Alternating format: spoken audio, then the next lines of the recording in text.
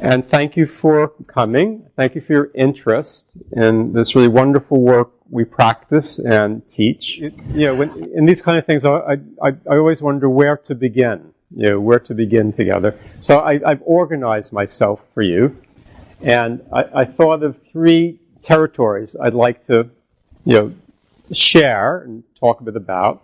One is the history of the work, a bit about the history and my history. I think might be useful. Just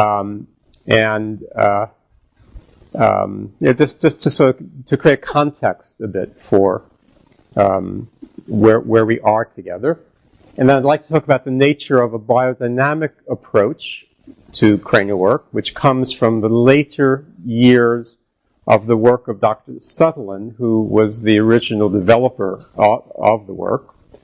And then I'd like to talk a little bit about our training program, which has only taken us about 30 years to develop. And it keeps changing. I keep driving all my tutors crazy because we're going to do it this way this year. and it's the nature of the work. It keeps teaching you. A wonderful mentor in the work, Dr. Becker, who was a student of Dr. Sutherland, talked about the work being self-taught, that you deepen into the territories and it teaches you. And more and more. Our clients teach us, of course, but the forces of life themselves teach us and keep us present and keep us in the work and in the learning process. I'll start way back at the turn of the 19th and 20th century. There was an osteopathic student, William Garner Sutherland. How many people have heard of him? Yeah? Oh, great. So that's well known. He was in osteopathic college. Dr. Still was still teaching, amazingly, at the time. And when he was in college, he was taught that the cranial bones are fused by the time you're 20, 21, which was classically Western anatomy. Yeah. In Middle Eastern anatomy and Middle Eastern and Eastern anatomy, it was always taught that the cranial bones are not fused normally. So isn't that interesting? It was in Western physiology that it was taught that it was fused. But Sutherland couldn't understand that. How could the cranial bones be fused if you can disarticulate a skull and it comes apart? You can't disarticulate fused bones. So it didn't make sense to him. So he got very interested. Now, the context Sutherland was learning was a very biomechanical context. So when you go to classic osteopathic college, you learn biomechanics, the biomechanics of the spine. You learn flexion, extension, internal, external rotation. You learn motion testing. You learn wonderful techniques to help mobilize joints, etc. So that was the context he was in at the time. That was his learning context. He looked at these bones and he's wondering what's going on here. Why is it taught that they're fused, but here we can take them apart? It doesn't make sense to me.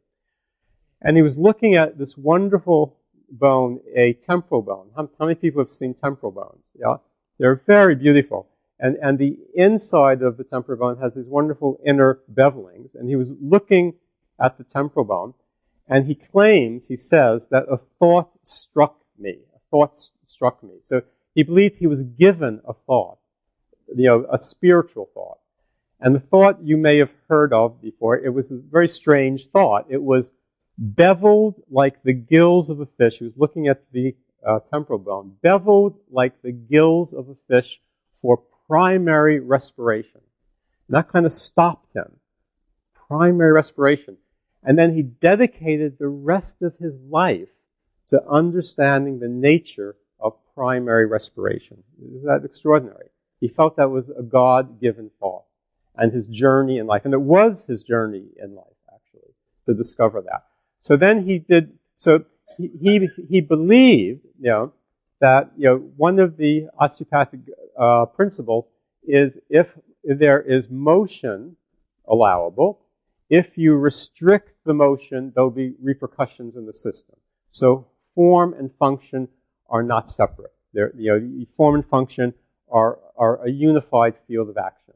So what did he do? He said, well, if these bones are really not fused, if I restrict them on myself, there will be repercussions. And he was great. He didn't want to experiment on somebody else. He wanted to have direct knowledge. I mean, how many scientists would experiment on themselves? Huh? I don't know. I'm going to take that bacteria in and see how that works on me. So he designed this helmet, and he would screw down a parietal bone, and he'd walk around, and they thought he was mad, mad Dr. Sutherland, and he'd walk around, and he'd find repercussions, and then he'd kind of jiggle things around, and he'd screw another bone down.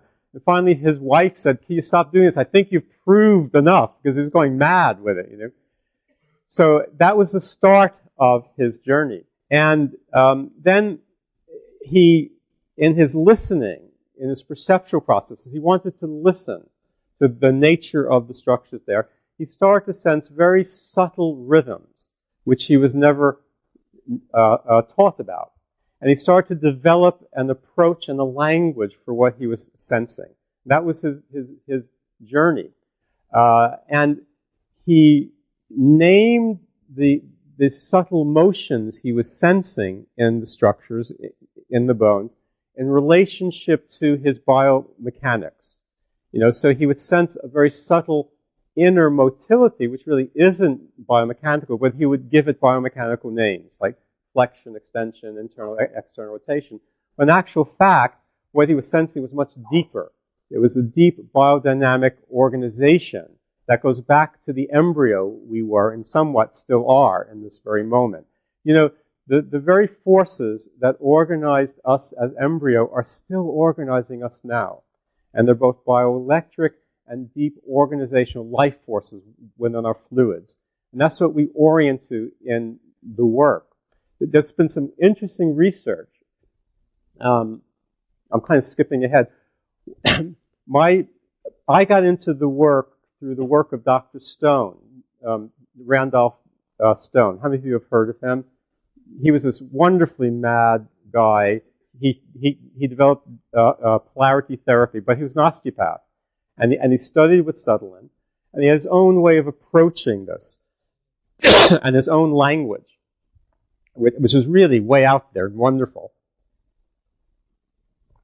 Dr. Stone would talk about contacting the neuter essence, the essence of the life within. And he'd enter the stillness. And I got so fascinated by that I actually went to osteopathic college to figure out what is it that he's actually talking about. So I'll go back to my history in a little while. Go back to Sutherland.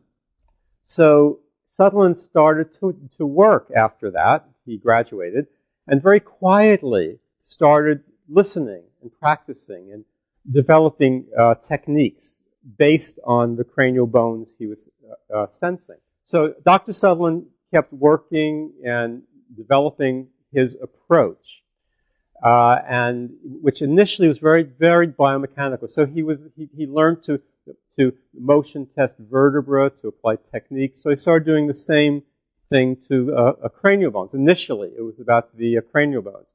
That deepened and widened to that actually the roots of the human system later. And then he started to teach people.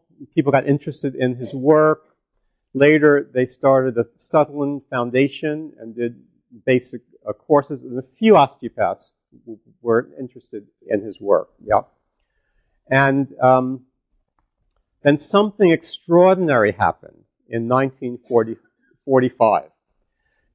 So here he was for many years thinking biomechanically. Yeah. Flexion, extension, applying techniques, motion testing, things like that. In 1945, he was called to the bed in the middle of the night of a man who was passing on, who was dying. The man's family was around. They were all in fear and scared, and he was in a lot of pain. They called in Dr. Sutherland. He worked with the man in the family field, which is something. You have to hold the whole family field. You can't just hold that person. It's a field. The work we do is very much field-oriented.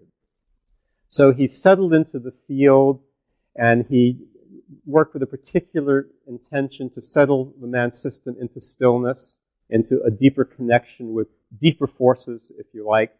The man was able to settle out of his pain, speak to his family, express his love. And then Sutherland says, and then as he was holding this wide perceptual field that included the family, included the wider field, I think he was holding the man's sacrum, he said, and then something happened. We entered a stillness such as I have never experienced before. Not the stopping of something, but a stillness emerging in the field.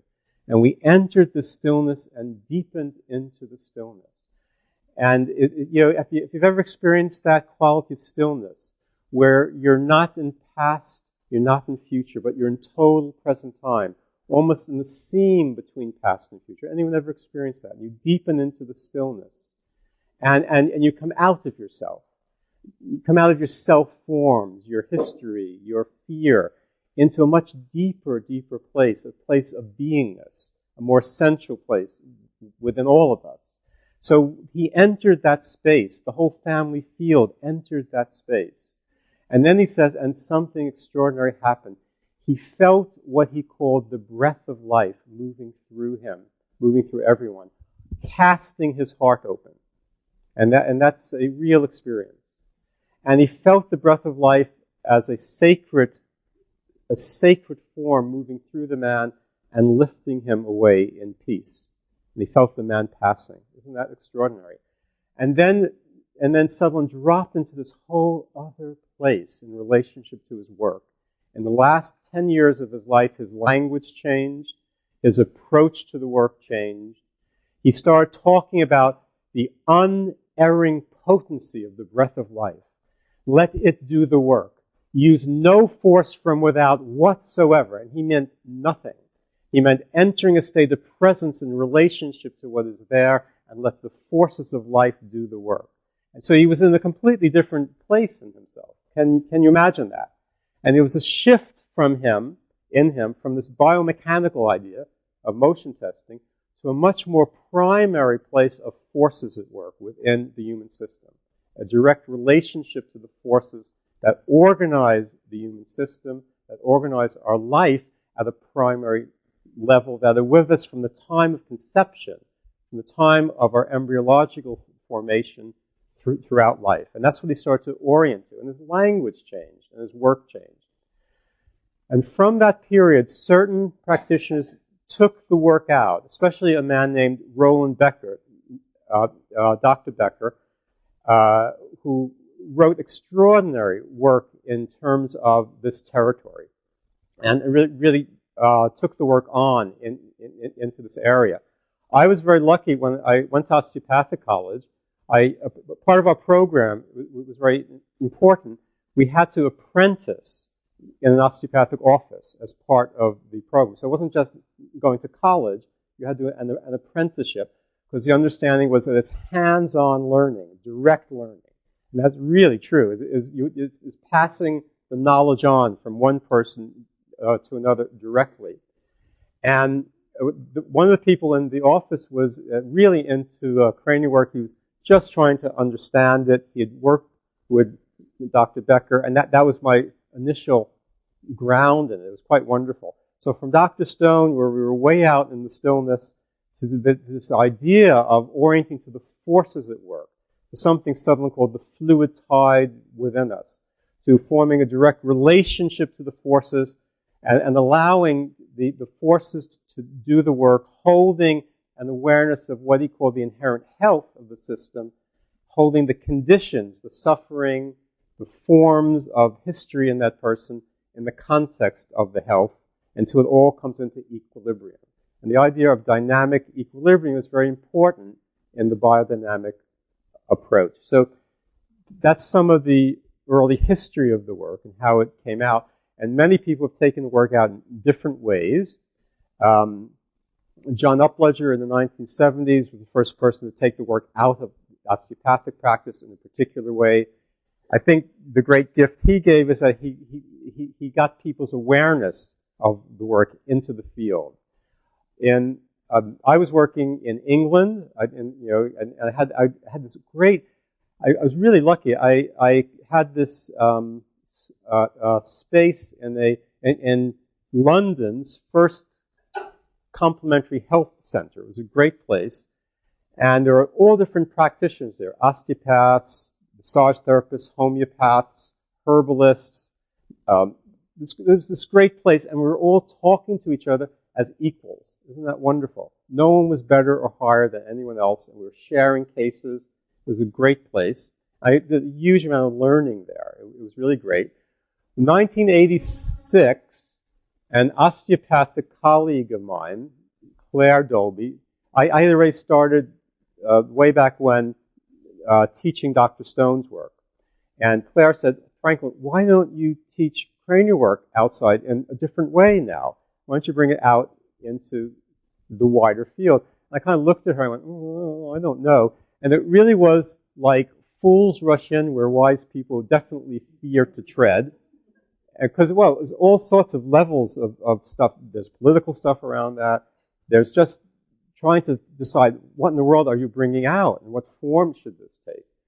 So when I finally said yes in '87, we developed something, and what I first brought out was a kind of very mixed biomechanical, biodynamic course, more biomechanical, because I thought people without that background should have that background. That was my mental set at the time. After 4 or 5 years of that, I realized it wasn't working, because people were getting too narrowed in their perception. And so we had this meeting in 1992 at the Karuna Institute, which we set up in England. It's a beautiful place to work. It's a residential training center. We're up in Dartmoor National Park, in this beautiful setting, which is very elemental. So you learn to orient to elemental forces in this incredible environment. So a plug for Karuna. So the tutors came together, 1992, excuse me. We all sat there looking at each other, and I said, you know, we're not teaching what we're practicing. And they all went, yeah. So we decided we have to shift the curriculum. We've got to do something about this. And it took 10 years to shift the curriculum from a predominantly biomechanical orientation to a purely biodynamic orientation. In the meantime, I was teaching in the States, I was teaching in Switzerland, in Germany. Tutors from Karuna were teaching in the States, in Australia, in, again, Europe. And the intention of biodynamics began to spread. And now other people have taken the work out in their own way, in different ways. The importance is that a biodynamic approach is grounded in the perceptual awareness of the forces at work in the human system. And it's extraordinary. And it takes one deeply into yourself. And I find that for all of the students now that come into our training course, the greatest challenge isn't just learning the work, but it's about learning about ourselves in the work. Who we are, what's in the way, what my edges are, what my needs are, what my fears are, what gets in the way of me simply being present in a deeper and deeper way with another human being. What gets in the way of me really holding an empathetic field that is receptive to the nature of that other person without judgment, with complete unconditional acceptance at the level of their existence. Yeah, can you understand me in that? And that's key. That's key. And you know, just in everyday life, you know, just me as a father, one of my important journeys as a father was being able to differentiate between the essential goodness of my child, the essence of my 2 girls as human beings, and their behavior, which might not be on, you know. So never making them wrong for who they are, but pointing out what they're doing isn't very skillful, you know. That differentiation is important in life, because we get that mixed up as human beings all the time. We make each other into terrible people. rather than looking at things we're doing which may not be very skillful or even, might cause suffering. But we have to hold that clearly. Does that make sense to you? So somehow or other, I want to be in that space with my clients, with my friends, for that matter, with my family, where I can clearly be with the essence of who they are at the being level, the essence of the beingness of me and them, and also be able to differentiate, how we are in relationship. Yeah. Does that make sense? So that also takes me into how I might work with a client biodynamically. Some of the most important principles is the ability to enter a state of presence, to come out of our self forms, of my needs, and even everything I know about the work. Sutherland was beautifully clear about this. He said to his students, you must enter a receptive state where everything you know goes behind the curtain, and you're there in bare receptivity with your patient. Because that's the only way you can be present for what is going to emerge in that present moment. I'd say, and you cannot analyze or motion test for what needs to happen in that person's system. Matter of fact, that gets in the way. You have to be able to be with the forces at work and let them guide you. So the first principle of any good therapy form is for the therapist to enter a state of presence. Whether you're a biodynamic cranial person, a psychotherapist, a very good massage therapist, you want to enter that state of presence where you're receptive to the presence and needs of the other, unjudgmentally, with appropriate response in the best possible way. Yeah. So we learn to enter a state of presence. We learn to sense what Sutherland called primary respiration within our own system. That's very important. Sutherland used to say to his students, as you know from your knowledge of your own self, the tide flows within you. And then from that, you sense what he called the tide within you, primary respiration as an experience. You can then sense it more directly in another person, if you can sense it in yourself. You have that ground. So you learn that. You learn to form a relational field with the person that's negotiated. It's very subtle work. I'll tell you a funny story. In 1983, I was an osteopathic, a craniosteopathic training course, right? So I'm there. I'm with someone who's much more experienced than me. I've learned all these techniques, right? That must be cool, right? So he lies down on the table. I put my hands on him, and we settle, and he jumps off the table. He says, get out of my system. Get out of your system? I didn't even know I was in your system. So, so I said, look, your attention was right in my system. You're getting in the way. All right. So let's take a breath. And so that was a real learning for me. So I didn't even realize I was in the system. I was looking for things. Yeah? Can you understand that? My mind was moving. Yeah? And that becomes a force that Sutherland called the potency of the breath of life begins to center.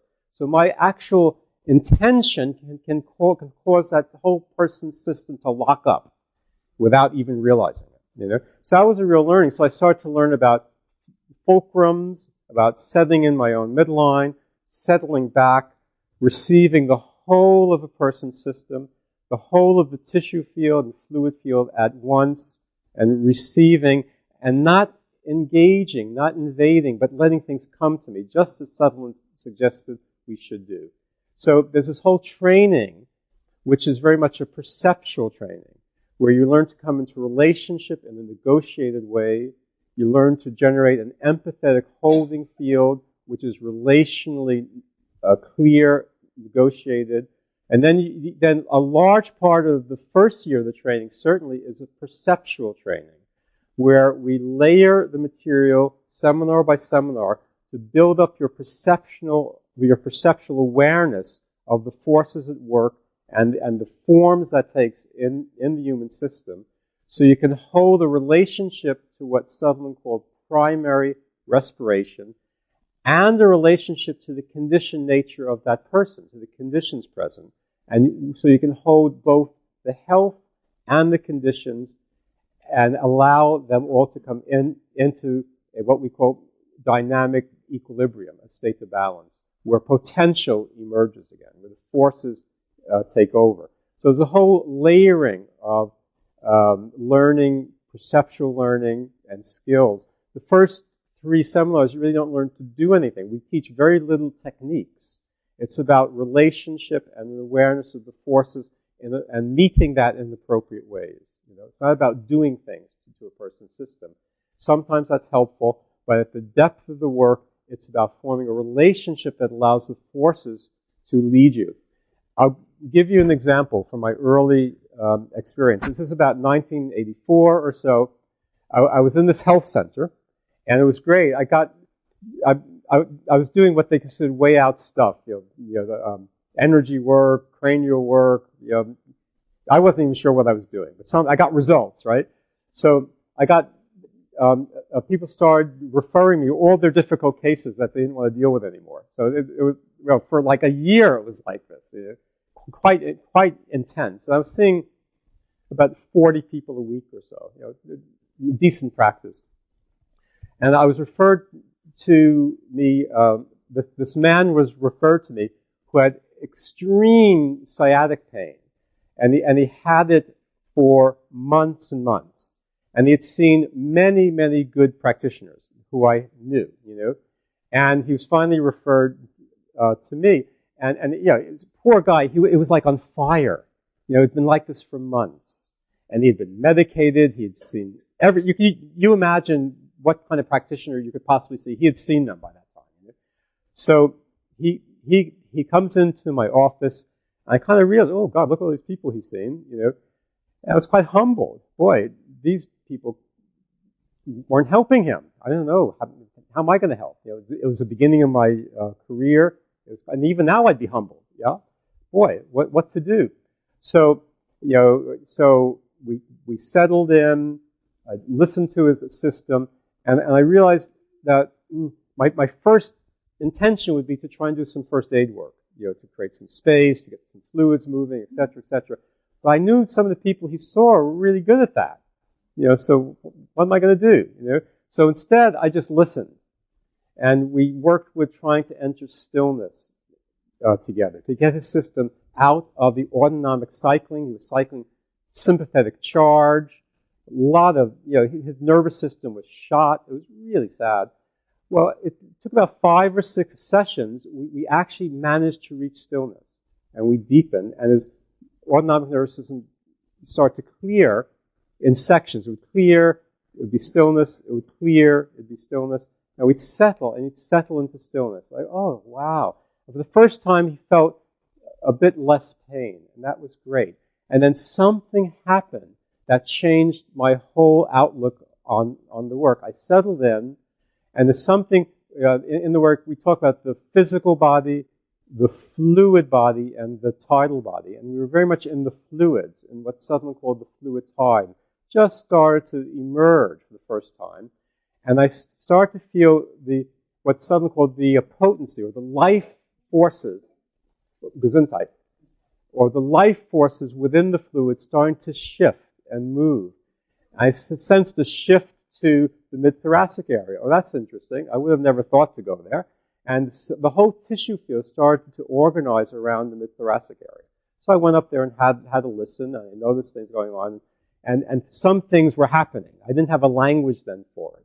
But forces were resolving. I felt the vertebra shifting, and I felt the potency shifting again to the OA area, the occipital atlantal occipital mastoid area on the right. Well, that's interesting. I would have never thought to go there. So I listened there, and the whole shift happened. The atlas dropped, and over a number of sessions, this kept happening. And I go, oh, great! I don't know what to do. It's showing me. Wow, isn't this something? And somewhere around 3 sessions later, the motility, the inherent movement of the central nervous system started to express itself. Some shock started to clear. And then somewhere around the 4th session after that, the system started to organize around the sacroiliac area. Wow. And the whole clearing happened. The system shifted, opened, the nervous system cleared. And it was like magic. This is amazing. all I did was be present for this and be able to be with it and have a relationship to it. And just as Sutherland said, let the unerring potency do the work, my God, Jesus. But my perceptual field had to be resonant with that. I had to be able to perceive what was happening. So I had to have a relationship to it. So that early experience really changed the nature of my work, as you might imagine. Yeah. So a biodynamic approach very much orients to the forces at work in the human system. The forces are manifest in the embryo, organize us as embryo into form, and maintain our organization throughout life, and manifest as what Sutherland called an inherent motility, inherent motion that you can sense, which is really fluid tissue motion. And you can start to have a relationship to that fluid tissue expression of organization, both natural organization and conditioned organization. So we also hold the conditions of the person in our awareness and let the forces guide us. That can take a number of sessions. It's not always people come in these days, we're quite exhausted. Have you noticed people are very stressed out around you? They're quite exhausted. They're always running. People come into my office and they're pretty up there. They're speedy. They're exhausted. So it can take 5 or 6 sessions before their system is resourced enough to settle and the forces come through. So usually the first few sessions are about resourcing and grounding and reconnecting to those deeper forces. So that's the kind of territory of the work. And in the course, in the training course, we start to layer the material.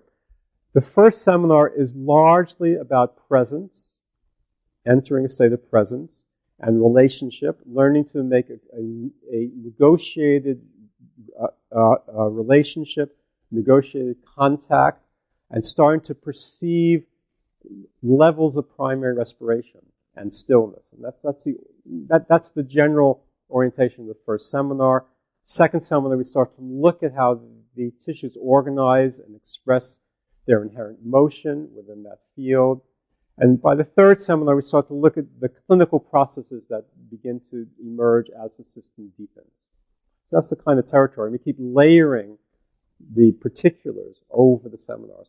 And every seminar is brought into each seminar. So it's not like you learn something and that's there. Everything is layered in. There's an approach that is from the beginning. The first thing you learn on the first day, you're still with on the last day of the training. Everything, it's very holistic in that way.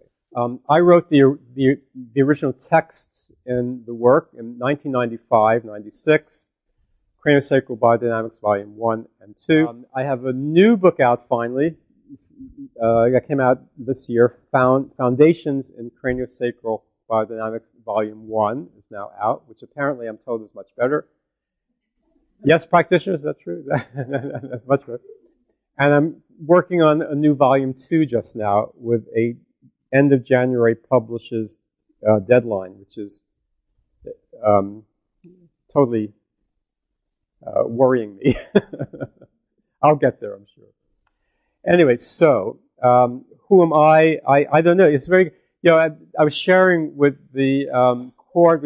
I'm in the middle of teaching a postgrad course on the viscera, and we had great conversations. And someone was sharing, I don't know how I got here. Here I am, and here I am now in this. I'm from some little town, and now I'm here. I'm doing it. Well, how did I get here? I shared, I'm this little kid from the South Bronx. How did I get here, standing in front of you? I'm living in England. How did that happen?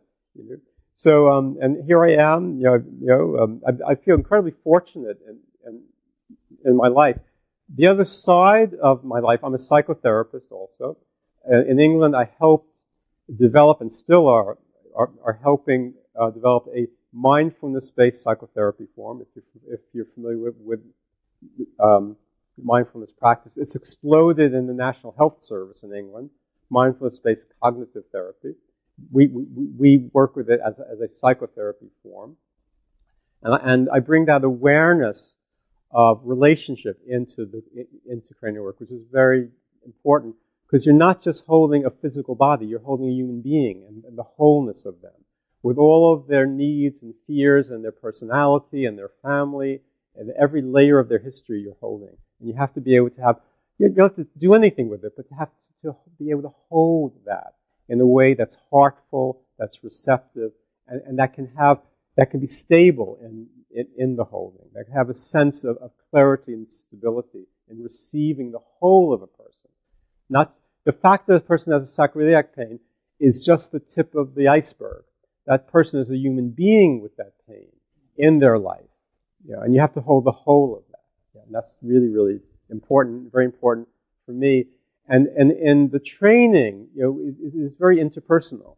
People learn about themselves in relationship. I think that's incredibly important in any training. One difference probably from our training to a classic osteopathic training is that it is relational. And we look at the nature of the emotional field, the relationships. We understand trauma. We have a clear trauma component built into the course, both physiologically and through verbal skills to help a person complete what's emergent. And that's really an important territory. To be able to differentiate, for instance, Gesundheit, to be able to differentiate between an emotional process that's cycling and re-traumatizing to one that's actually completing something. You really have to, and how to hold that and help the person complete both cranially and as a human being in that process. So that's part of the training.